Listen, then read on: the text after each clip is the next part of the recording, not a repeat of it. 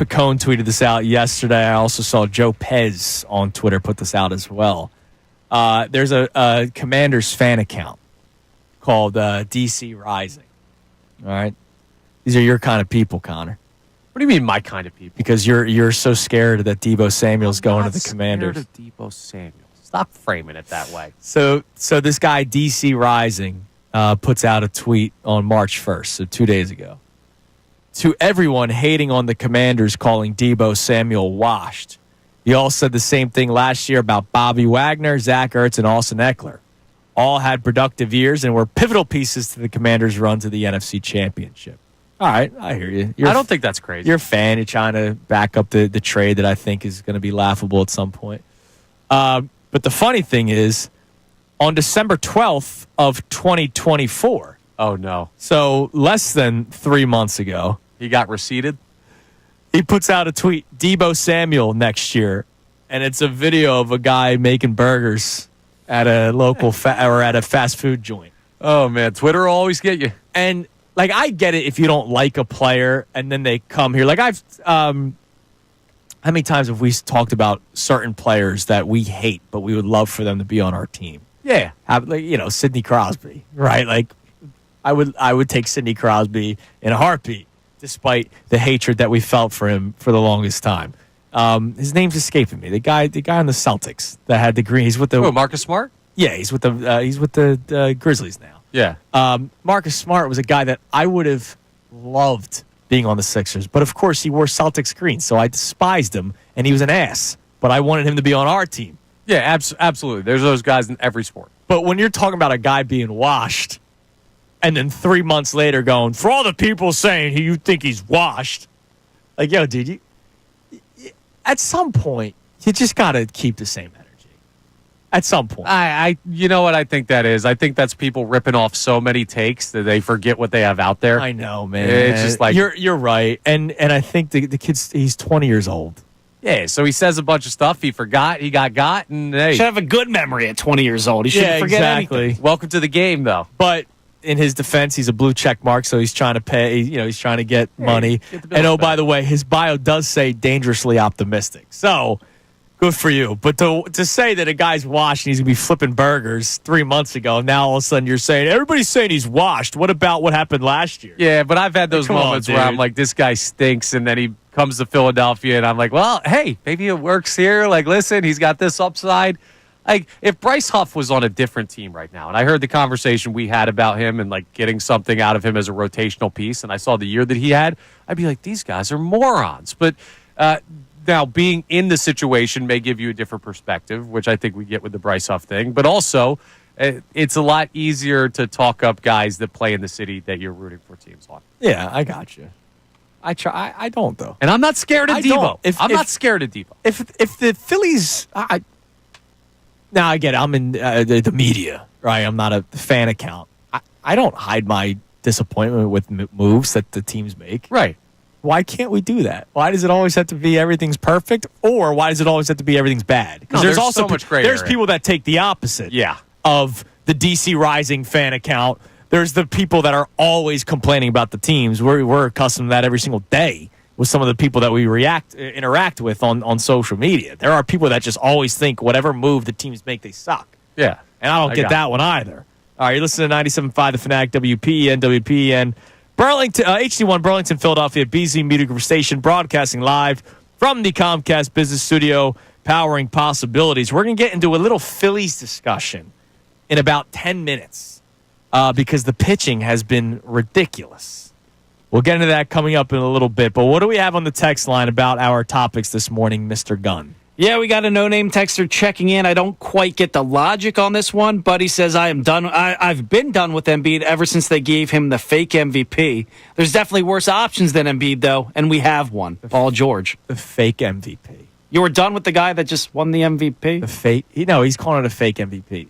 He's saying that the league was tired of giving Jokic MVPs, so he gave that one. Now, I will say this.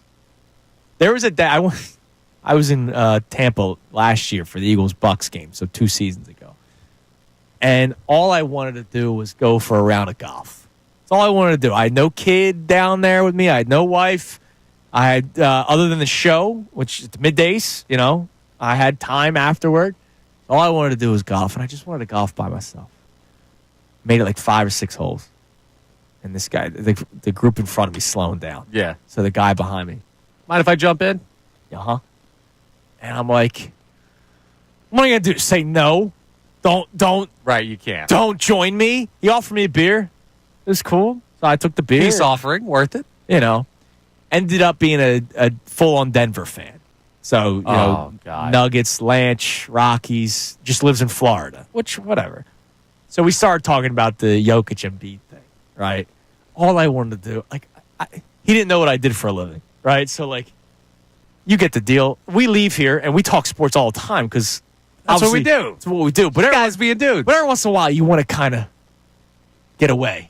Yes. And I'm golfing. I'm not even a good golfer. I just like to get out, right? A couple hours by myself. You're all right. And we're doing the Embiid Jokic thing. I think there is a point that the year Embiid won, it probably should have been Jokic. There may actually be a point to that. But the year before, Embiid should have won. Right, he was the leading scorer 3 years in a row. Yeah, but in the second stuff. year when he won this back-to-back, when he won his second MVP, Embiid had a better season. It was that stupid Raptor stuff. That was the year where all those sabermetrics really jumped out, and Jokic was 10 times better than Embiid for whatever reason that season. It wasn't even – the defensive metrics was way more Embiid, but people ignore that. They only care about the offensive game.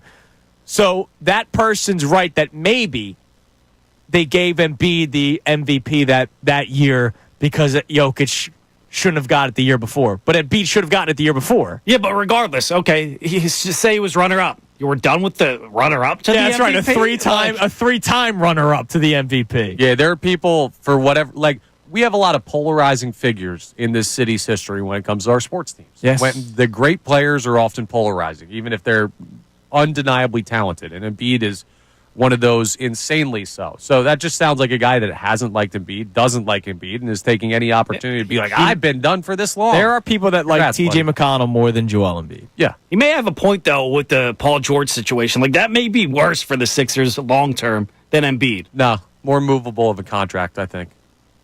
Potentially. Potentially he's movable. More healthy. And that's why I'm going to talk myself into Kevin Durant this offseason, because all weekend on NBA talk was Durant's out. The whole weekend. I wish it happened during the season, but whatever. The whole weekend was about Durant's going to be leaving Phoenix. So that's your movable contract for a disgruntled star who's making a max contract, who plays for a West Coast team where Paul George would prefer to be. I don't think that's really that groundbreaking. He preferred being out west. He wanted to stay with the Clippers or Golden State, but the Sixers offered the extra year and the extra money, so that's why he's here. He took the bag. I don't blame him, but he'd rather be out west, so maybe that's your potential out. Other than that, I didn't want him here. I was terrified of bringing Paul George here. Yeah, but he was kind of what you had to do to defend the organization a little bit. You didn't have a better max contract player available in free agency. Not a better player. He's not. Zach LaVine's solid. Paul George is solid when he's healthy. Younger? Zach LaVine's a more prolific scorer at this point of their careers. But the thing is, you're not winning with Zach LaVine. The same way you're not winning right now with Paul George. You're winning with Paul George. No, Zach LaVine put the team on his back by canceling his podcast to win. Yeah. I don't know if he would do that. What has Paul George won in his career? What has Zach LaVine won? No, nothing. But at least he's younger, and I'm giving it a better shot. One of the biggest problems with the Sixers this year was they were an old team. That's look, Eric Gordon's done for the season because of his older body. Kyle Lowry, how much time did Kyle Lowry miss this year? Andre Drummond's missed a lot of time this year. I understand that they have been dealing with a lot of injuries, but other than Jared McCain, who's the young player that's been dealing with injuries? It's been all older players. No, Maxey's been playing through a lot of stuff, but the guys that have been missing extended periods of time have been the older players. But dude, get young. No, but exactly, and 29 isn't young enough. The Levine move would be the Tobias Harris move. You'd bring in a guy that I got a guy that can actually score. I got you. But the age-wise, you'd bring in a guy that's just a little bit above the age range you'd probably look for if you were doing a full rebuild or whatever. If you did go that way and say Maxey's our guy, McCain's our guy. And then you've just got a dude who I don't think can win the championship. He can help you win. And then you're going to have to, once you get Maxey into his prime, figure out what you're doing outside of that. Like, I'd rather them put a buildable team around Tyrese Maxey than try and find these later stage veterans. Well, yeah, now you got to start looking young, especially after this season. Give us one more text, Gunner.